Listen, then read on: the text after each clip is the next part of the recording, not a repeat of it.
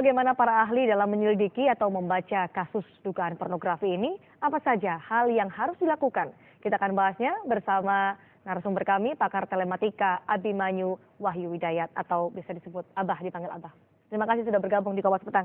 Abah, kalau kita melihat ada screenshot atau tampilan gambar percakapan, kemudian juga ada video yang akhirnya beredar di masyarakat dan tengah diselidiki oleh pihak kepolisian. Apakah bisa dibedakan atau bagaimana caranya membedakan ini adalah chat asli dan foto asli atau palsu sebenarnya? Kita ngomongin chatnya dulu ya. Nah, kalau yang namanya chat, sekarang kita harus melihat konten yang disebar di sosial media itu meniru aplikasi apa. Misalnya meniru aplikasi WhatsApp, berarti kemudian kita tinggal membuktikan, menguji apakah memang WhatsApp tampilannya seperti itu atau tidak, gitu loh, ya. Nah, kenapa saya pergi mengarah ke sana? Saya orang telematika. Ya, jadi saya tidak pernah masuk kepada konteks pembicaraan itu semua. Telematika tidak pernah mengartikan kata-kata gitu, tetapi membuktikan hal yang teknis. Dari yang beredar di sosial media, itu apakah bisa dikatakan atau bagaimana bisa melihat ini asli dan juga palsu dari pengamatan Anda? Oke, sebetulnya kita harus bisa memeriksa kalau sampai bilang asli apa palsu, statement itu sampai keluar dari mulut, itu adalah setelah kita memeriksa suatu device.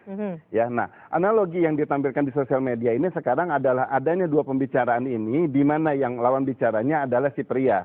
Nah, berarti ya seolah-olah si pelaku pembocor ini adalah menggunakan perangkat yang si wanita. Nah, kita harus buktikan betulkah ada perangkat tersebut. Kemudian kedua, betulkah ada chat ini. Karena tidak mungkin seorang hacker dia bisa melakukan penerobosan, dia bisa melakukan intrusi, pengambilan informasi, tapi kemudian dia mengatasnamakan salah satu pihak. Namanya hacking itu dia mendengarkan di tengah-tengah. Jadi pembicaranya nggak ada muka satu. Tetapi ada interupsi di situ artinya kalau hacking. Iya, kalau interupsi di sini dia mengintip berarti penyadapan, intersepsi ya. Nah, saat dia melakukan penyadapan di sini, ini bisa kelihatan. Yang namanya komunikasi di sini adalah dua pihak sejajar. Tetapi saat yang tampilnya ada suatu pria saja, nah yang di sini berarti perangkat si wanita yang perangkatnya kan. Satu ya. Nah, kemudian tinggal dibuktikan, bisa nggak dia membuktikan itu. Yang kedua adalah nanti kita pembuktian mengenai tampilan fotonya. Di sini menurut saya ada sedikit ketidakwajaran. Apa yang Anda lihat? Karena saat menampilkan yang si pria itu minta foto wanitanya kan, kemudian wanitanya bilang akhirnya menampilkan fotonya, jeger, keluarnya fotonya langsung satu layar penuh. Dalam ukuran besar maksudnya? Ya, come on. Sebuah WhatsApp kita semua bisa nguji. Di settle apapun WhatsApp kalau kita tampilkan foto pasti yang keluar adalah thumbnail. Ya kan, gambar kecil dulu. Karena di antara chat sama chat. Sampai itu thumbnail itu diklik baru kebuka gambarnya besar. Tetapi sekarang kalau dia langsung gambarnya besar tidak bisa menampilkan yang thumbnailnya, ini menjadi satu tanda tanya. Bagaimana dia bisa menampilkan ini gitu loh.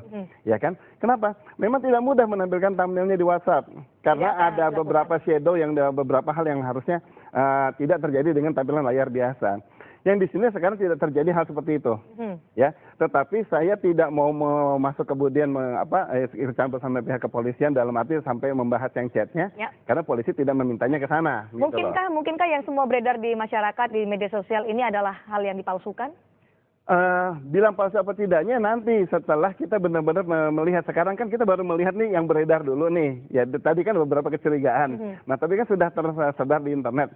Paling tidak kita sudah mengetahui ini yang mau ditelusuri. Ya kan, nanti setelah kita masuk sampai lebih mendetil, baru kita bisa bilang bahwa itu palsu atau tidak. Kalau ahli antropometri, mengingat bahwa kalau kita pakai mata yang biasa, jangankan saya seorang Anda ataupun siapapun di dunia ini tinggal melihat tinggal ini palsu apa asli. Tapi saat kita dimintanya sebagai saksi ahli dan kita mengarahnya di dunia telematika, ya harus banyak alasan dan kemudian berbagai teori-teori teknis yang harus kita bisa pertahankan, memastikan bahwa itu asli apa tidak kan. Banyak alasan, banyak teori. Kalau menurut ahli antropometri, ilmu tubuh manusia harus dibuktikan dengan melakukan pengukuran yang sesama. Tapi kalau dari telematika, apa yang harus dilakukan untuk bisa membuktikan ini asli atau ini adalah palsu atau diedit? Di salah satu sisi saya menyetujui adanya antropometri, tapi di sisi lain tidak perlu. Kenapa? Kalau saya bilang tidak perlu, sekarang kita harus melihat mengacu. Ini komunikasi ceritanya analoginya tahun berapa nih? Kapan? Misalnya komunikasi katanya Agustus. Foto itu bukan berarti foto Agustus kan? Foto itu bisa foto 1 tahun sebelumnya atau berapa yang dimana kulit manusia, tubuh manusia kalau dari udah sisi berubah. telematika, dari screenshot yang beredar, dari video yang maksudnya foto, kemudian ada rekaman audio juga yang beredar. Dari sisi telematika, dari sebagai ahli telematika, apa yang harus dibuktikan, apa yang diukur, kalau misalnya ukurannya antropometri, pengukuran secara seksama, mendetail. Tapi kalau dari sisi telematika? Telematika kita lebih bicara masalah visual. Kalau dia sekarang melakukan foto dari sisi begini, minta aja bersangkutan foto lagi begini, kita lihat. Dan dia di depannya, di bawahnya ada tegel kan. Dia foto begini, dia ambil tegel, kemudian kita lakukan transparansi terhadap tegel. Akan kelihatan cocok apa tidak, satu. Yang kedua mengenai salah satu anggota tubuhnya, dia mempunyai kekhasan, ya, tanda lahir. Saya nggak mau menyebut apa gitu loh.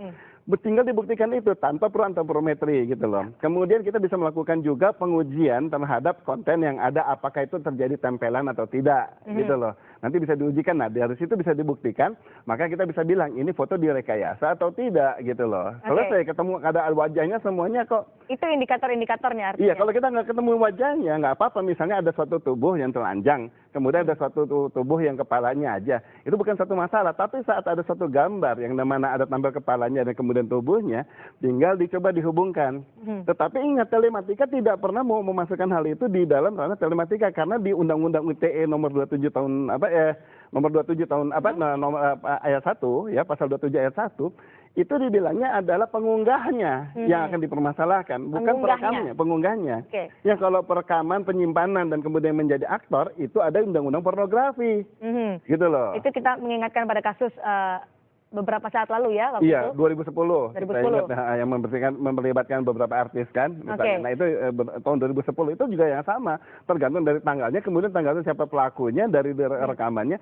Itulah yang dibuktikan gitu di pornografi. Karena sudah 2008 kan sudah aktif undang-undangnya. Yang muncul di masyarakat adalah saat ini ada yang berbicara atau berpendapat ini adalah rekayasa, ini adalah yang asli. Untuk hal yang rekayasa, apakah ada hal-hal tertentu yang bisa kita ketahui karena ada aplikasi yang bisa memalsukan aplikasi WhatsApp yang seperti yang digunakan dalam kasus ini? Mungkinkah ini dilakukan rekayasa? Gini, kalau aplikasi WhatsApp yang seolah-olah pemasuk aplikasi WhatsApp memang sudah ada, dan saya tidak bisa menyebutkan karena ada sebenarnya banyak ya. Nanti ada orang yang mencoba lagi hal-hal yang lain. Tetapi kita bisa melakukan beberapa pembuktian. Yang tadi saya bilang ada beberapa ciri WhatsApp yang harusnya bisa terjadi, tetapi kalau di sini tidak terjadi. Nah, kita perlu menanyakan, apakah saat dia menayangkan ini semua informasi ini sebetulnya dia memisahkan antara foto yang wanita itu bukan ceritanya dari WhatsApp, ini ada satu tempelan. Ya karena dia tidak berani tampil kan si anonimus ini kan. Nah jadi itu alasan itu yang harus tampilkan. Kalau dia bilang semuanya bahwa ini semuanya WhatsApp, misalnya dia bilang ini ujung-ujungnya ini semuanya WhatsApp, buat saya sih gugur. Itu gugur? Buat saya gugur karena sudah ada penampilan fotonya itu tidak sesuai dengan WhatsApp. Gitu loh kalau dibilang WhatsApp ya. Tetapi kalau dia bilang ini ceritanya ada foto yang lagi yang tampil, oke, wajar. Ingat ada di akhir dari gambar foto tersebut ada yang seorang si ibu dengan anaknya ditutupi ya. Itu gambar WhatsApp. Kalau dibilang ibu itu gambar WhatsApp, dia ada framingnya, ada border, ada satu thumbnail. Dengan ukuran yang tidak sebesar itu yang beredar di masyarakat. Iya, dan masih kecil gitu ya, belum kebuka lebar gitu loh. Tetapi kalau yang lain-lainnya saya masih perlu mempertanyakan. Nah, yang banyak pertanyaan orang selalu kan, apakah itu diedit? Apa itu rekayasa? Jawabannya apa? Itu foto editan, tetapi bukan rekayasa. Artinya foto itu editan tapi bukan rekayasa. Apa sebenarnya? Apakah ini benar-benar foto yang asli? Ya sekarang gini, ya kan itu satu analisa kan kita lihat kan nanti sampai pembuktian. Tetapi kita lihat sekarang kalau dibilang editan, jelas itu foto editan. Kenapa? Karena ada area yang ditutupi dengan emoticon, area intim yang ditutupi. Editannya seperti itu. Sudah diedit berarti kan. Nah tetapi kalau dibilang rekayasa bukan, aslinya di luar dari pengeditan yang tersebut, apakah ada penempelan kepala atau tubuh? Sejauh ini tidak kelihatan. Tetapi kembali nanti saat ini semuanya pernyataan ini akan terbukti. Dari pihak kepolisian. Dari pihak kepolisian, setelah pihak kepolisian meminta kita sampai memeriksa pada media dan kemudian baru kita lihat statementnya lagi. Benar nggak sih sebenarnya kita bilang nggak rekayasa ini direkayasa atau bukan gitu loh. Ada editan tapi bukan rekayasa. Iya. Ada juga yang beredar di masyarakat adalah audio atau rekaman. Rekaman ini memang banyak dibicarakan oleh masyarakat. Anda sudah melihatnya apakah ini ada proses rekayasa penyuntingan? Oke. Kalau rekaman di sini ini ada suatu hal yang aneh gitu loh. Aneh dalam arti bahwa sekarang ini seolah-olah bukan satu pembicaraan tapi ini seolah-olah suatu monolog. Si wanitanya ngobrol aja terus ya, kemudian lawan bicaranya nggak ada. Kalau itu dikirim melalui voice note seperti kita lihat dari satu fitur di aplikasi WhatsApp. Nah, kalau dia satu voice note dia rekam, nanti kita bisa menguji voice note itu noise-nya sejajar atau tidak gitu. Yang namanya noise itu di belakang gelombang kita selalu ada yang namanya gelombang suara yang lain yang namanya noise. Nanti kelihatan itu wajar apa tidak. Saat itu mulai naik kemudian putus turun, berarti ada potongan. Gitu loh ya. Nah, kalau sekarang itu dibilang satu voice note dia rekam ujung ke ujung, harusnya Baik. tidak ada potongan-potongan ini. Hal-hal itulah nanti yang akan diamati oleh pihak kepolisian tentunya untuk Harusnya bisa membuktikan. diamati, iya. Dan membuktikan ada keterangan resmi juga dari pihak kepolisian soal kasus yang melibatkan Firza Hussein juga tersangka dalam kasus Pakar. Terima kasih Abah Sama-sama. sudah berbagi informasi di Kompas Petang hari ini.